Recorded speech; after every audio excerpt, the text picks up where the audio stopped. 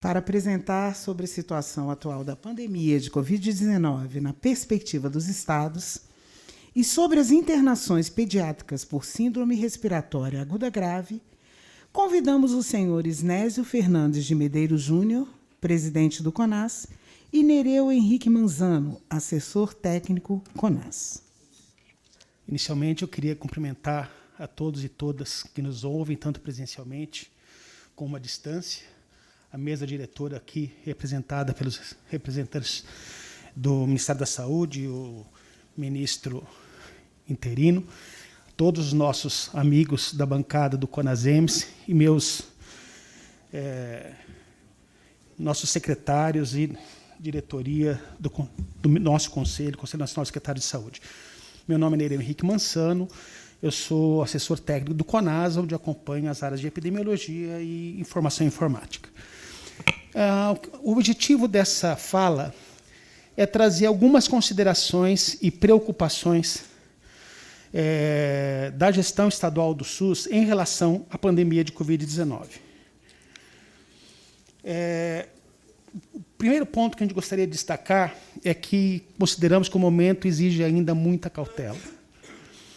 Apesar da publicação pelo Ministério da Saúde, no último dia 22 de abril, da portaria 913, que declarou o encerramento da emergência de saúde pública, a gente gostaria de alertar que vivenciamos ainda um cenário de manutenção de casos e óbitos em várias regiões do mundo e também no Brasil.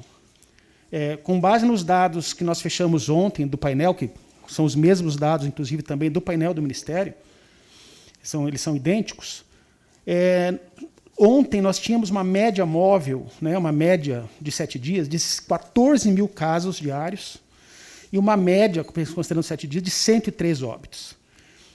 E como isso também, como eu vou mostrar mais a seguir, persiste também no restante do mundo, ainda temos o risco da emergência de novas variantes.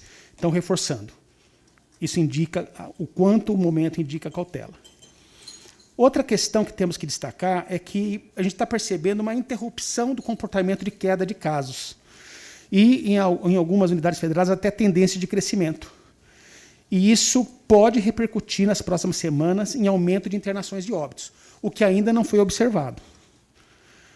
O comportamento percebido em algumas regiões, também, como já citei, poderá se estender para as demais regiões do Brasil. E também a outra preocupação é a estagnação observada no avanço das coberturas vacinais, o que também representa um risco para o surgimento de novas ondas e variantes. Aqui, só para destacar, eu não vou entrar em maiores detalhes, mas o que eu já comentei em relação à situação no mundo. Só ontem foram registrados pela Organização Mundial de Saúde 529.758 casos novos. Grande número de casos, a incidência de transmissão aumenta o risco de novas variantes. Só detalhando alguns dados que estão no nosso painel, é interessante observar que o ano passado, a situação pior observada em relação ao número de casos, ocorreram 539 mil casos de Covid-19. Isso aconteceu na 12ª semana epidemiológica. Esse ano, nós observamos, na 4ª semana epidemiológica, período de 23 a 29 de janeiro, um número bem maior do que o dobro do número de casos na pior situação do ano passado. Se a gente for observar o número de óbitos, a situação do início de 2021, 2 semanas depois, como era esperado, foi a semana que nós tivemos o maior número de óbitos no transcorrer de toda a pandemia, 21.141.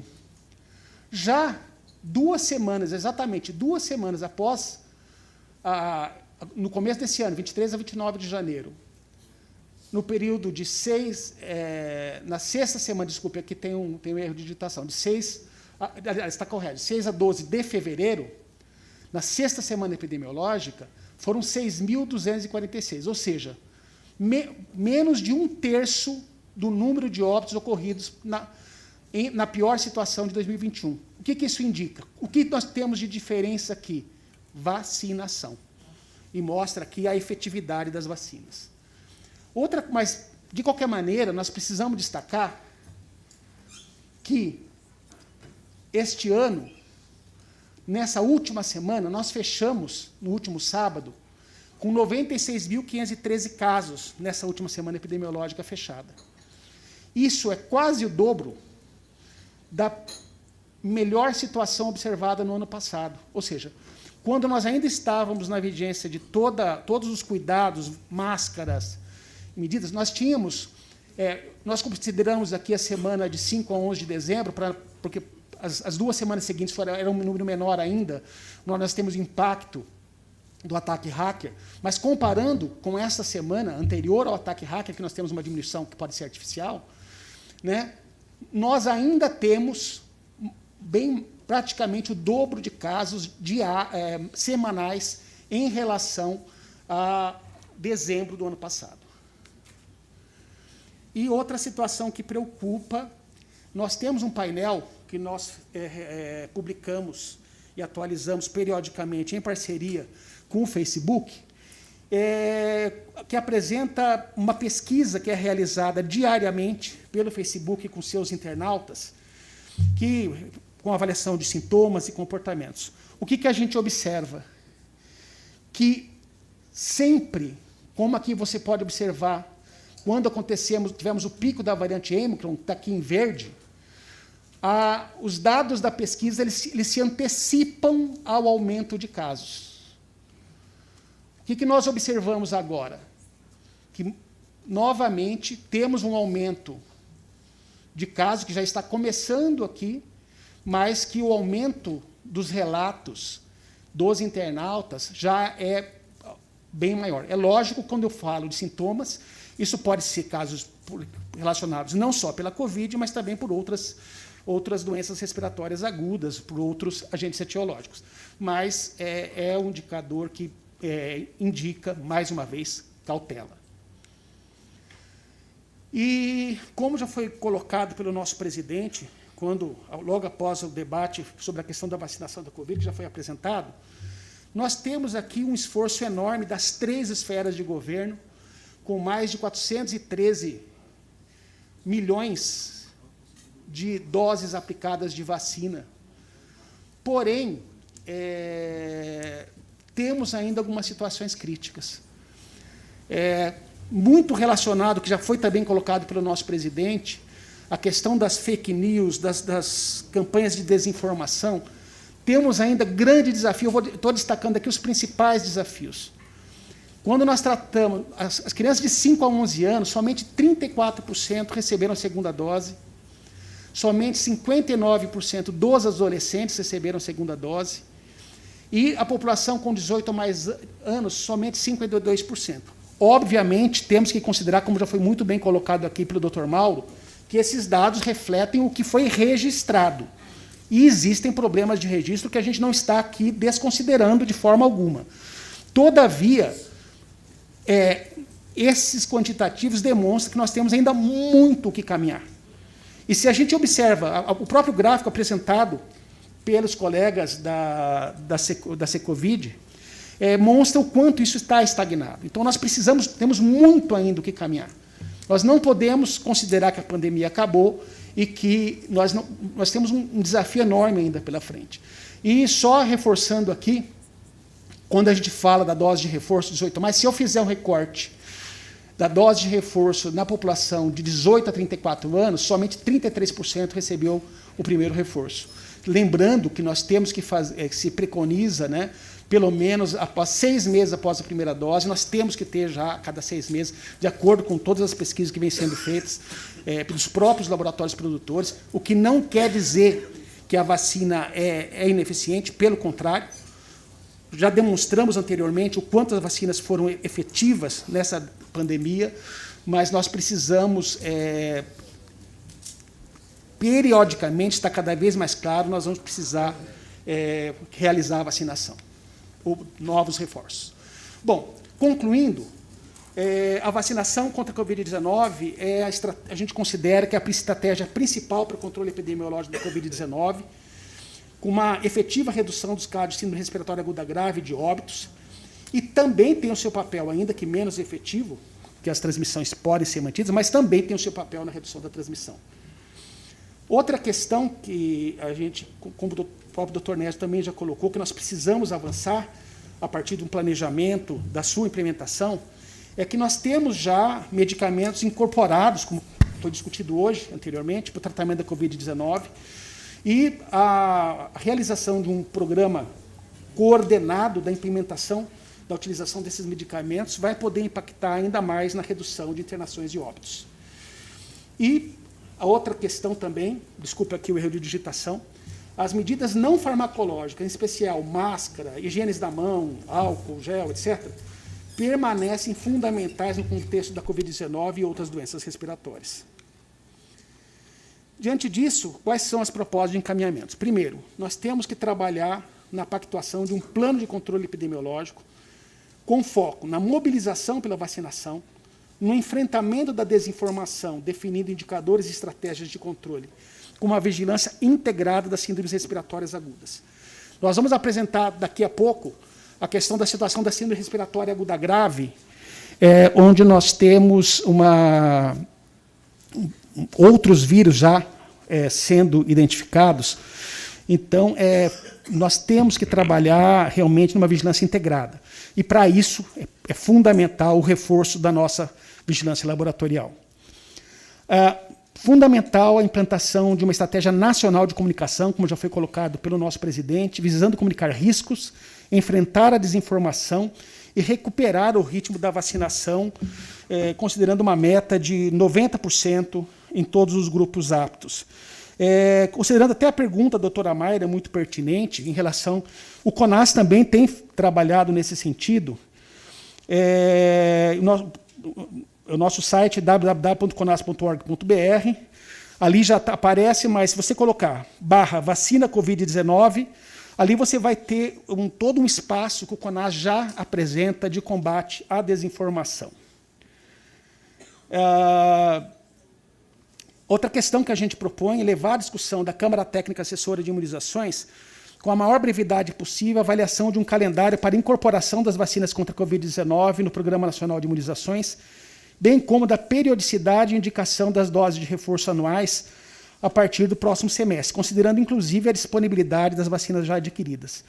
Só que, lógico, que nós temos que, juntamente com isso, trabalhar cada vez mais. Esqueci de passar um detalhe. Nós fizemos uma consulta aos dados do Open Data SUS de quantas pessoas nós ainda teríamos que envolver na campanha de vacinação. Infelizmente, percebemos que existem diferenças dos dados do Open Data SUS com o próprio vacinômetro.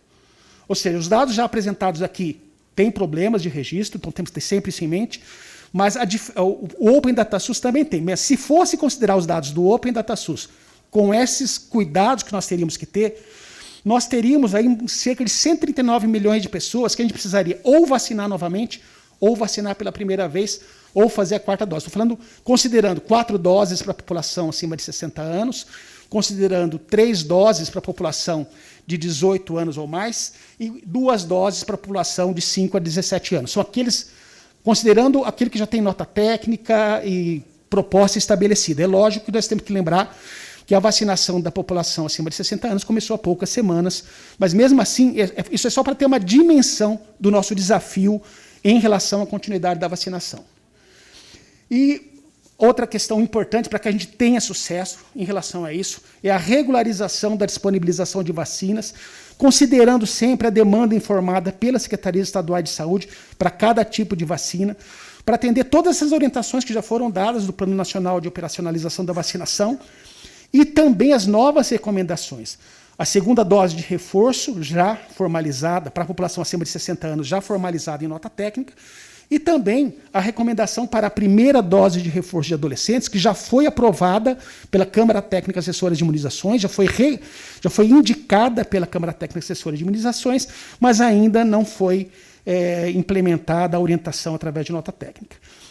Temos que avançar também em estudos para a incorporação da vacinação contra a Covid-19 para a proteção das crianças menores de 5 anos, bem como avaliar a possibilidade de ajuste de dose. Temos estudos já realizados, como, por exemplo, no município de Viana, no Espírito Santo, que mostraram uma boa efetividade, por exemplo, da aplicação de meia dose da vacina AstraZeneca.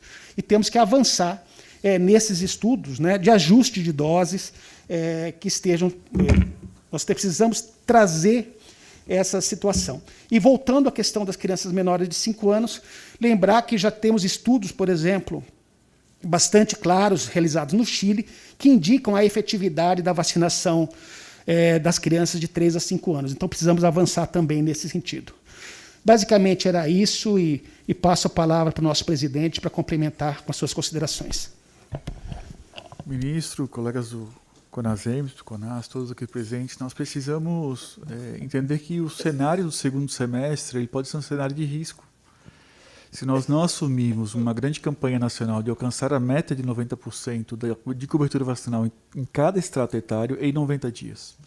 Nós temos vacinas disponíveis, temos salas de vacinas ampliadas em todo o país, temos a possibilidade de ter aqui uma grande concertação tripartite por uma grande campanha de divulgação, de mobilização, não só pela vacinação da Covid, mas também de outras vacinas.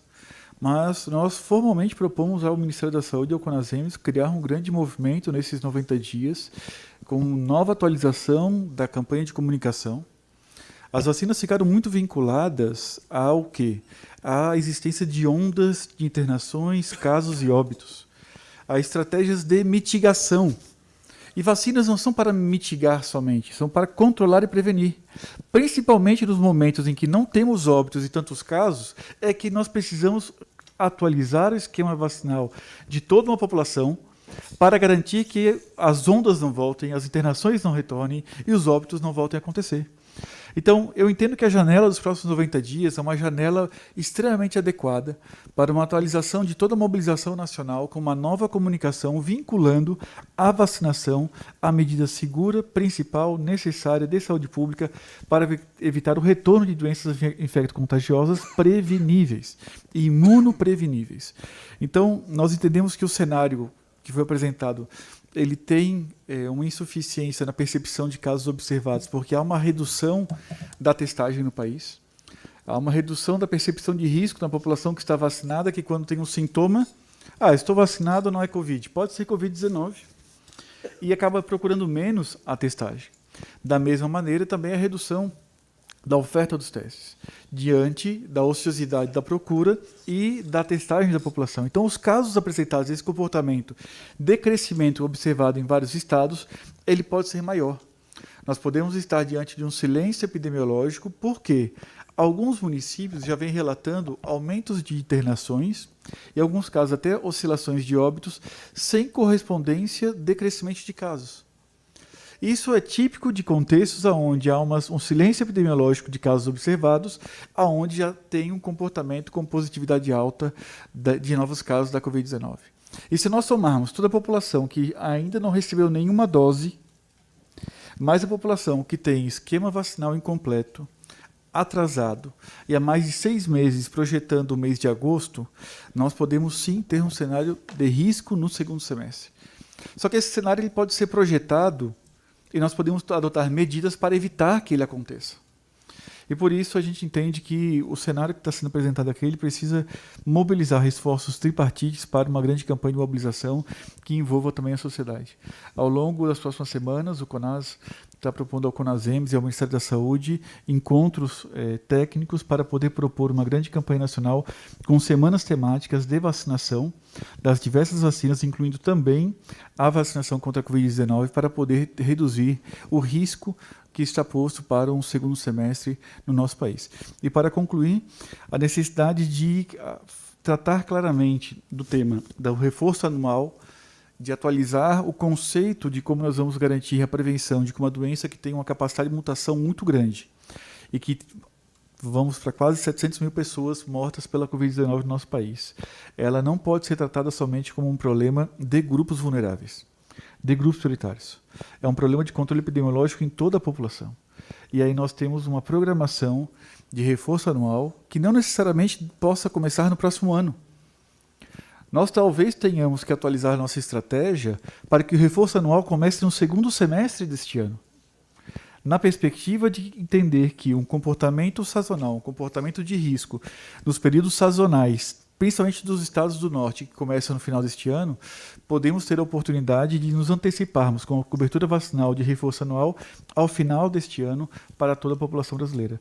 Então, esses temas eles precisam ser amadurecidos e nós vamos estar formalizando a discussão com o Ministério e com o CONASEMS, de modo que a gente consiga alcançar entendimentos e operacionalizar com rapidez políticas de mobilização nacional. Muito obrigado.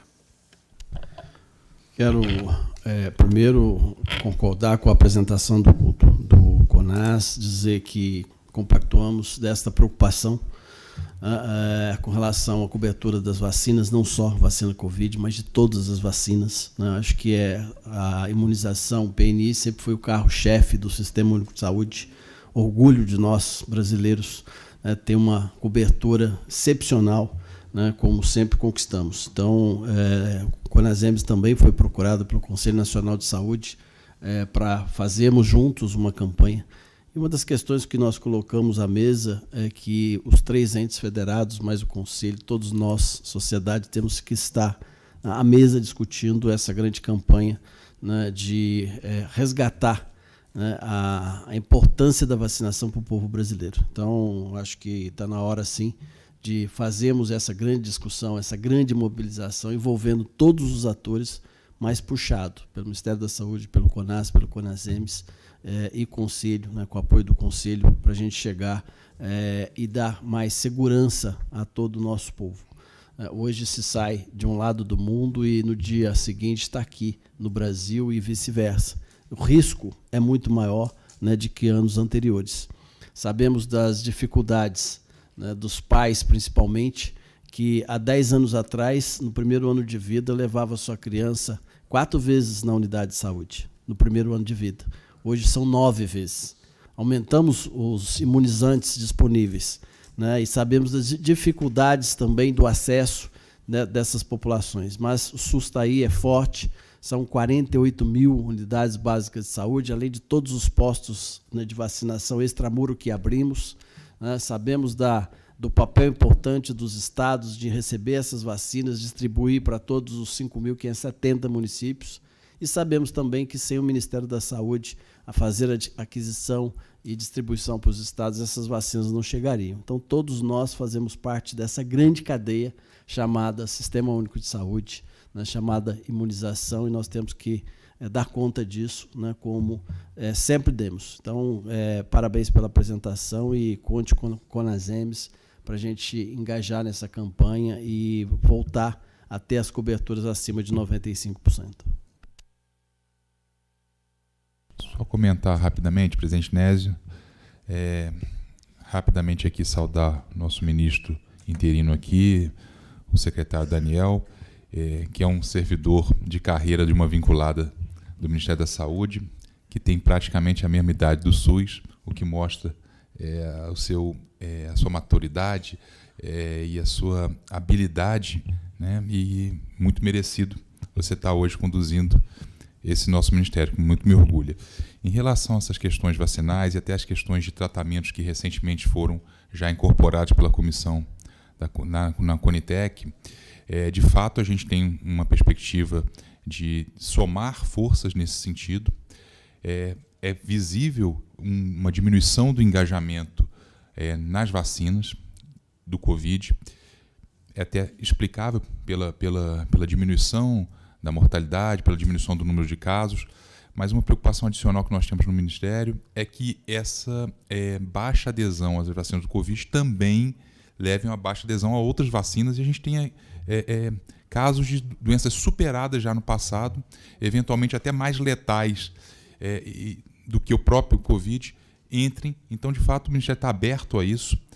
Nós vamos ter um desafio muito grande, presidente Nésio, em relação à perspectiva do remédio, porque ele tem uma peculiaridade, né? Ele tem que ser só efetivo nos primeiros 5 dias e a pessoa tem que ter testado positivo. Não é trivial, isso o mundo inteiro está acontecendo, as pessoas estão comprando e estão sobrando nos países da Europa. Então a gente vai ter que ser muito diligente para que a gente possa, de fato, aproveitar esse recurso público, que não é pequeno, né? ainda tanto a vacina como essas medicações, comparada com outras vacinas e com outras medicações para doenças respiratórias, o preço ainda é muito elevado. Então a gente acaba fazendo uma opção como gestor, todos nós aqui, em direcionar recursos para essa estratégia, e fatalmente a gente acaba optando em não fazer outras. Então a gente vai ter que se unir muito e contem conosco para fazer essa grande campanha de vacinação, mas também, quando disponibilizado, e em breve já está em fase absolutamente final de viabilização disso, que também esses remédios, uma vez comprados, eles sejam de fato utilizados dentro daquilo que foi prescrito pela própria Conitec para a recomendação da indústria.